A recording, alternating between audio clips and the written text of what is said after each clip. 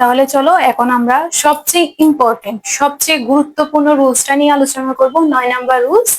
এবং এটাই কিন্তু বেশি আসে, এটা হচ্ছে সবচেয়ে গুরুত্বপূর্ণ। ঠিক আছে, এটা হচ্ছে লাস্টের রুলসটা, আর লাস্টের রুলসটাই হচ্ছে সবচেয়ে গুরুত্বপূর্ণ রুলস। ঠিক আছে, কারণ এটা বুঝতে হলে তোমাকে অনেক ফ্যাক্টর জানতে হবে, অনেকগুলা বিষয় তোমাকে মাথায় রেখে কিন্তু মানে সেন্টেন্সটা চেঞ্জ করা লাগবে। ঠিক আছে, সেজন্য এই রুলসটা কিন্তু অনেক ইম্পর্টেন্ট।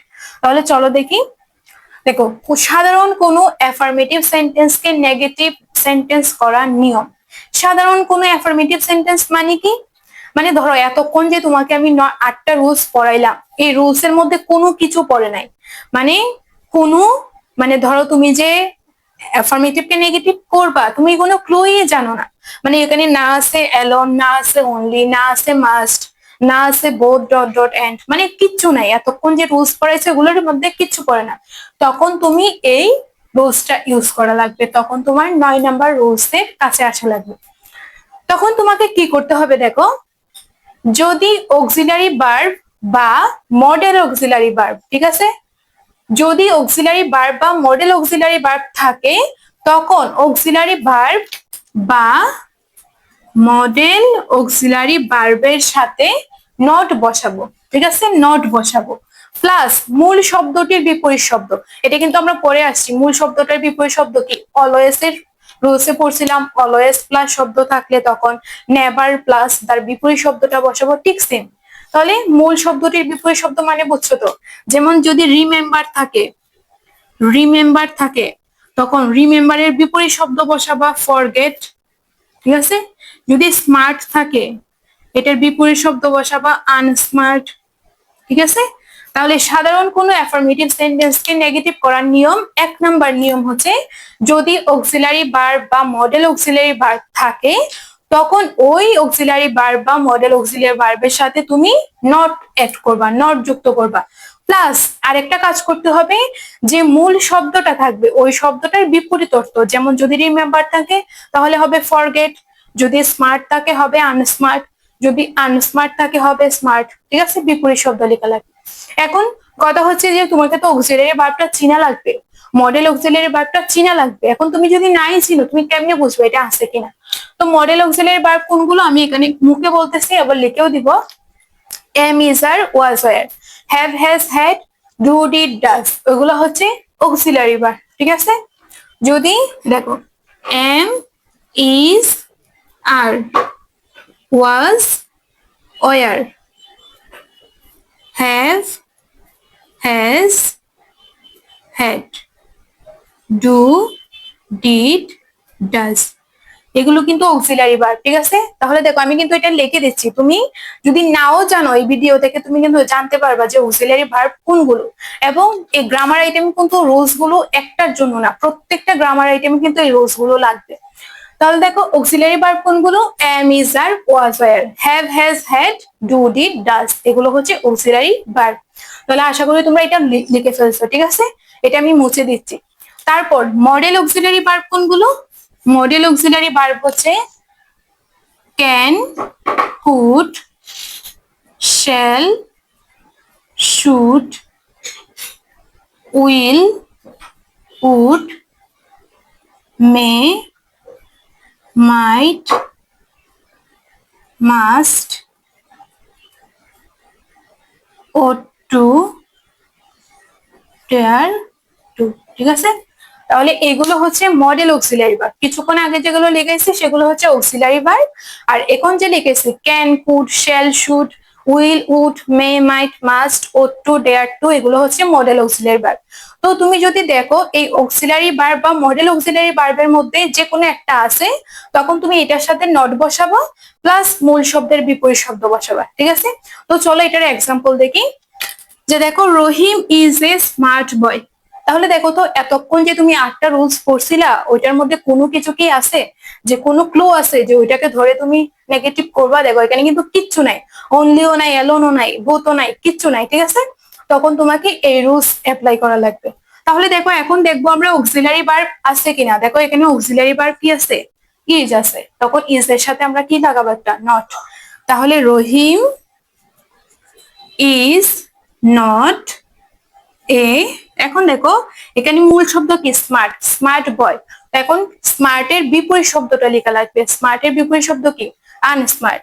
তাহলে আন স্মার্ট বয়। এখন এটা কিন্তু লিখছো, রুলসও মানছে, সবকিছু হয়েছে, কিন্তু এটা হয় নাই। কেন হয় নাই? কারণ দেখো এটা ছিল স্মার্ট, সেজন্য এখানে এ ছিল, কিন্তু এটা এখন কি হয়েছে বলতো? আনস্মার্ট না? তো ইউটা কি একটা ভাওয়েল না? ভাওয়েলের আগে কি বসে? এ বসে নাকি এন বসে? ভাওয়েলের আগে বসে এন।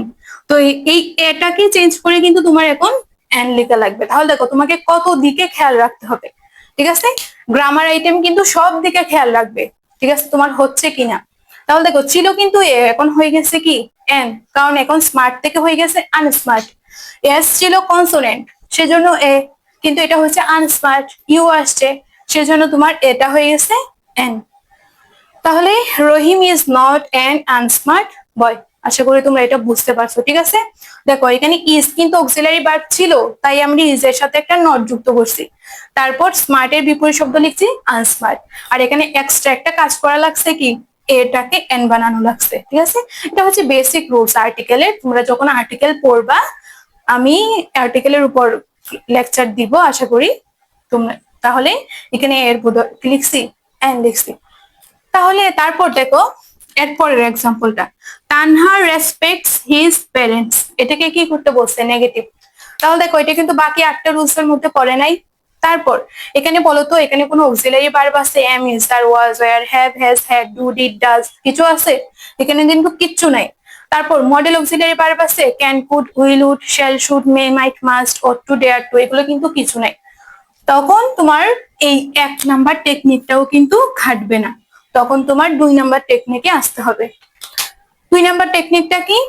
যদি অক্সিলারি ভার্ব না থাকে, অক্সিলারি ভার্ব বা মডেল অক্সিলারি ভার্ব না থাকে, তখন টেন্স ও পার্সন অনুসারে ডু নট, ডাজ নট বা ডিড নট তোমাকে নিয়ে আসতে হবে, ঠিক আছে? যদি অক্সিলারি ভার্ব বা মডেল অক্সিলারি ভার্ব না থাকে, তখন তোমাকে কি করা লাগবে? ডু নট বা ডাজ নট বা ডিড নট নিয়ে আসতে হবে। এখন কথা হচ্ছে আমি কখন ডু নট আনবো, কখন ডাজ নট আনবো, কখন ডিড নট আনবো। তাহলে এই টেকনিক গুলোও কিন্তু আমি লিখে দিচ্ছি যে কখন কাকে আনবা, ঠিক আছে? ভার্বের প্রেজেন্ট ফর্ম থাকলে ডু নট আনবো। প্রেজেন্ট ফর্ম মানে কি? V1, V1 মানে হচ্ছে ভার্বের প্রেজেন্ট ফর্ম। তাহলে ভার্বের প্রেজেন্ট ফর্ম থাকলে আমরা কাকে নিয়ে আসবো? ডু নট কে নিয়ে আসবো। ভার্বের প্রেজেন্ট ফর্মের সাথে যদি এস বা ইএস থাকে, তখন আমরা ডাজ নট কে নিয়ে আসবো, ঠিক আছে? শুধু প্রেজেন্ট ফর্ম থাকলে আনবো ডু নট কে। প্রেজেন্ট ফর্মের সাথে যদি দেখো এস বা ইএস আছে, তখন আনবা কাকে? ডাজ নট কে। আর যদি দেখো ভার্বের পাস্ট ফর্ম, পাস্ট ফর্ম মানে কি? V2, ভার্বের পাস্ট ফর্ম আছে, তখন আমরা আনবো ডিড নট কে। বুঝতে পারছো জিনিসটা? যদি অক্সিলারি ভার্ব বা মডেল অক্সিলারি ভার্ব না থাকে, তখন আমাদেরকে সাহায্য নিতে হবে কার? নিতে হবে do not, did not, does not. এখন কাকে আমরা আনবো? 3টা জিনিস আছে। যদি ভার্বের প্রেজেন্ট ফর্ম মানে V1 থাকে, আনবো ডু নট। যদি ভার্বের প্রেজেন্ট ফর্মের সাথে এস বা ইএস থাকে, থাকবো আনবো ডাজ নট কে। যদি ভার্বের পাস্ট ফর্ম থাকে, তখন নিয়ে আসবো ডিড নট কে। এখন দেখো এক্সাম্পলটা বুঝতে পারবা। Tanha respects his parents. তাহলে এখানে কি, এটাকে কি করতে বলছে? নেগেটিভ। এখানে দেখলাম অক্সিলারি ভার্ব নাই, মডেল অক্সিলারি ভার্ব নাই। এখন আমার কাকে আনতে হবে? ডু নট, ডাজ নট বা ডিড নট। দেখবো ভার্বের দিকে, দেখো এখানে কি আছে? রেসপেক্টস। এটা কি? রেসপেক্টস ভার্বের প্রেজেন্ট ফর্মের সাথে এস আছে না? প্রেজেন্ট ফর্ম তো রেসপেক্ট, এই রেসপেক্টের সাথে একটা কি আছে? এস আছে। এই ভার্বের প্রেজেন্ট ফর্মের সাথে এস বা ইএস আছে, তাহলে আমরা কাকে আনবো? ডাজ নট কে আনবো। তাহলে এখন কি হবে? Tanha does not respect his parents. Sorry, দেখো এখন ডাজ নট তো আনলাম, তারপর কি করা লাগবে? এই যে মূল শব্দটির বিপরীত শব্দ, এটা কিন্তু এখানেও হবে, প্লাস মূল শব্দটির বিপরীত শব্দ, ঠিক আছে? এই যে do not, does not, did not আনতে হবে, প্লাস কি লিখতে হবে? মূল শব্দটির বিপরীত শব্দ। আছে রেসপেক্ট, হয়ে যাবে কি? ডিসরেসপেক্ট। তাহলে রেসপেক্টের বিপরীত শব্দ তো আমরা সবাই জানি ডিসরেসপেক্ট। তাহলে ডিস রেসপেক্ট হিজ প্যারেন্টস। এখন দেখো তোমরা যেটা ভুল করবা, এখানে ছিল রেসপেক্টস, তোমরা কিন্তু এখানে ডিসরেসপেক্টস লিখে দিবা, এখানে কিন্তু আবার এসটা দিবা, কিন্তু এখানে এস দিতে পারবা না। কেন? কারণ ভার্বের প্রেজেন্ট ফর্মের সাথে এস বা ইএস ছিল বিদায়ী তো তুমি ডাজ নট নিয়ে আসছো, তাহলে তুমি আবার কেন এসটা দিবা? কারণ এই কারণেই তুমি ডাজ নট আনছো, তাহলে তোমার আর এসটা দেওয়ার দরকার নাই। বুঝতে পারছো? তুমি যদি ডাজ নট আনো তখন আর ভার্বের সাথে এস বা ইএস দেওয়ার দরকার নাই, কারণ এস বা ইএস এর কারণেই তুমি ডাজ নট কে আনছো, তোমাকে আর এক্সট্রা করে ওটা দিতে হবে। তাহলে দেখো ডিসরেসপেক্টস ভার্বের প্রেজেন্ট ফর্মের সাথে এস ছিল, তাই আমি ডাজ নট কে আনছি, আর এই শব্দটার বিপরীত শব্দটা লিখছি, রেসপেক্টের বিপরীত শব্দ disrespect. Tanha does not disrespect his parents, তাহলে এটা কি হয়ে গেল? নেগেটিভ হয়ে গেল। তারপরে এটা দেখো, হি রিমেম্বার্ড মাই নেম, তাহলে এখানেও দেখো কোনো অক্সিলারি ভার্বও নাই, মডেল অক্সিলারি ভার্বও নাই, তাহলে আমার এই 2 নাম্বার টেকনিকটা কাজে লাগাতে হবে, আমাকে ডু নট, ডাজ নট বা ডিড নট আনতে হবে। কিভাবে আনবো দেখবো, এখানে ভার্বের কোন ফর্ম আছে। দেখো তো এখানে রিমেম্বার্ড, রিমেম্বারের সাথে ইডি আছে না, প্রেজেন্ট ফর্ম তো রিমেম্বার, রিমেম্বারের পাস্ট ফর্ম কি রিমেম্বার্ড না? তাহলে যেহেতু পাস্ট ফর্ম আছে ভার্বের, তাহলে আমরা কাকে আনবো? ডিড নট কে আনবো। তাহলে এখানে কি হবে? He did not. তারপর দেখো এই শব্দের বিপরীত শব্দ লিখবো, রিমেম্বারের বিপরীত শব্দ কি? ফরগেট, তাহলে ফরগেট মাই নেম। এখন দেখো এখানে কিন্তু রিমেম্বারটা পাস্ট ফর্মে ছিল, কিন্তু আমরা ফরগেটটা লিখছি প্রেজেন্ট ফর্মে। ফরগেটের পাস্ট ফর্ম কি? ফরগট। ফরগেটের পাস্ট ফর্ম হচ্ছে ফরগট, কিন্তু আমি ফরগট কিন্তু লিখি নাই, কিন্তু লিখছি কি? ফরগেট। কারণ পাস্ট ফর্মের কারণে তো আমি ডিড নট কি নিয়েই আসছি, তাহলে আমি আবার কেন পাস্ট ফর্ম লিখবো? আবার আমি প্রেজেন্ট ফর্ম লিখবো। বুঝছো কথাটা? যদি আমরা do not, does not, did not আনি, এরপরে আমরা ভার্বের প্রেজেন্ট ফর্ম লিখবো, পাস্ট ফর্মও লিখবো না, ভার্বের সাথে এস বা ইয়েসও লিখবো না। তাহলে দেখো পাস্ট ফর্ম ছিল তাই আমি নিয়ে আসছি ডিড নট কে, তাই আমি আর পাস্ট ফর্ম লিখবো না, আমি লিখবো প্রেজেন্ট ফর্ম। রিমেম্বারের বিপরীত শব্দ হচ্ছে ফরগেট, ফরগেটের প্রেজেন্ট ফর্ম হচ্ছে এই যে ফরগেট, ঠিক আছে? ফরগট কিন্তু লিখবো না। He did not forget my name. এখন দেখো ঠিক উল্টা, যদি আমাকে নেগেটিভ থেকে অ্যাফার্মেটিভ করতে বলে আমরা পারবো না? পারবো। দেখো যদি এটাকে কি করতে বলে, এখন ধরো এটা দেওয়া আছে, এই যে এই সেন্টেন্সটা ধরো দেওয়া আছে, Tanha does not disrespect his parents, এটাকে আমার নেগেটিভ করতে বলছে, সরি এটাকে আমার অ্যাফার্মেটিভ করতে বলছে। তাহলে কি হবে বলতো? Tanha does not disrespect his parents, এটাকে অ্যাফার্মেটিভ করতে বলছে। তো আমরা যখন নেগেটিভ করছিলাম তখন আমরা কি করছি? Do not, does not, did not নিয়ে আসছি এক্সট্রা করে। এখন আমি যখন নেগেটিভ থেকে আবার অ্যাফার্মেটিভ করব তখন এটা তুলে দিব না, ডাজ নট কে তুলে দিব, কারণ আমি এটা নিয়ে আসছিলাম। এখন যখন আমি অ্যাফার্মেটিভ করব এখন এটাকে তুলে দিব, তখন ডাজ নটটা উঠে যাবে, তানহা ডাজ নট উঠে যাবে। আবার মূল শব্দের বিপরীত শব্দ লিখছিলাম না, এটা তো বিপরীত শব্দ, এখন আবার এইটার বিপরীত শব্দ লিখবো, ডাজ নট তুলে দিব, এইটার বিপরীত শব্দ লিখবো।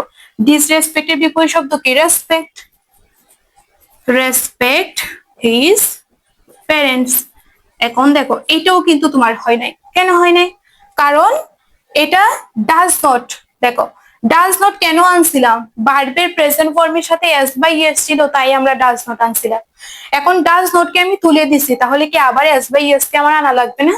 তখন আবার এই রেসপেক্টের সাথে আমার এসটাকে আনা লাগবে। বুঝছো? জাস্ট উল্টা, যে অ্যাফার্মেটিভ থেকে নেগেটিভ যেভাবে করছি, নেগেটিভ থেকে অ্যাফার্মেটিভও ঠিক সেম, জাস্ট উল্টা কাজটা করব। যে আমি ডাজ নট আনছিলাম, ডাজ নট কে তুলে দিব, বিপরীত শব্দ লিখছিলাম, এর বিপরীত শব্দটা লিখবো, আবার বাকি অংশটা সেম থাকবে। আবার ভার্বের প্রেজেন্ট ফর্মের সাথে এস বা ইএস থাকলে ডাজ নট আনছিলাম, এখন আমি ডাজ নট যদি তুলে দেই আবার আমার এস বা ইএসটা লিখতে হবে। তো আশা করি তোমরা এই 9 নাম্বার রুলসটা বুঝতে পারছো।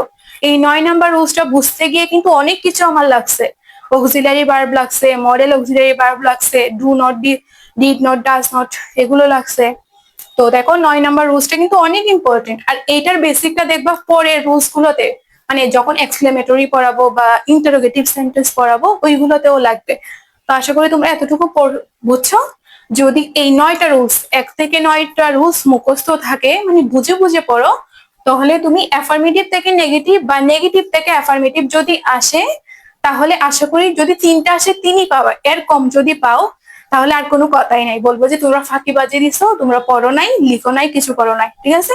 তো আশা করি তোমরা এটা লিখে ফেলবা, লিখে মুখস্থ করে ফেলবা, তাহলে তোমরা যাই আসুক, মানে এই 9টা রুলস এর মধ্যেই তো আসবে, তো যতটাই আসুক তত নাম্বারই পাবা।